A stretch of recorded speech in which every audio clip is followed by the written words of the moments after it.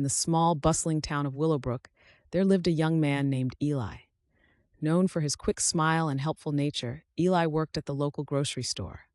His days comprised of routine tasks, stocking shelves, assisting customers, and occasionally helping elderly folks carry their groceries to their cars. It wasn't a glamorous life, but Eli found satisfaction in the simple acts of service.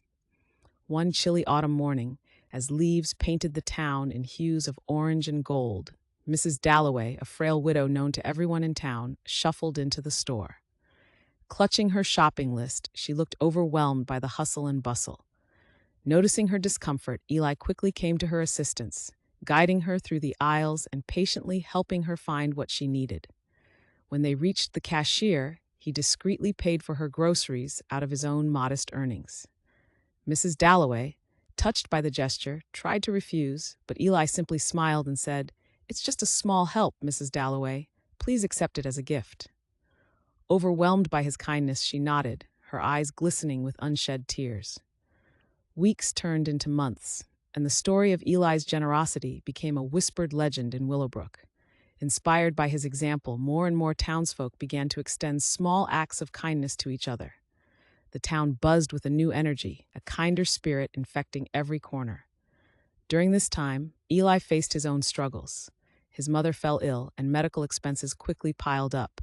Despite his financial worries, Eli continued to radiate positivity, never letting his personal hardships dull his commitment to others. However, as the bills mounted, Eli's stress became palpable. One evening, while closing the store, Eli found an envelope tucked under the door. Inside was a substantial amount of money and a note. "Your kindness has not gone unnoticed. Please accept this help, as you have so selflessly helped others." Tears of gratitude and relief streamed down Eli's face as he realized the impact of his actions had echoed through the community, returning to him in his time of need. Months passed, and Eli's mother recovered. The town of Willowbrook thrived under this new wave of camaraderie and goodwill. Eli realized that his simple choices had sparked a chain reaction, transforming the community in ways he had never imagined possible.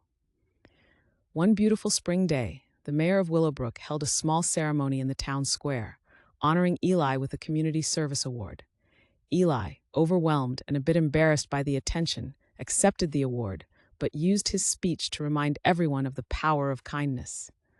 "What I've learned," Eli addressed the crowd, "is that kindness is not just about grand gestures or significant acts. It's the small things, a smile, a helping hand, a willing ear, that truly uplift others, and sometimes come back to us in ways we might never expect." As the crowd applauded, Eli saw Mrs. Dalloway in the front row, smiling broadly at him, and he knew, beyond a doubt, that the true joy in life came not from what we receive, but from what we give freely to others.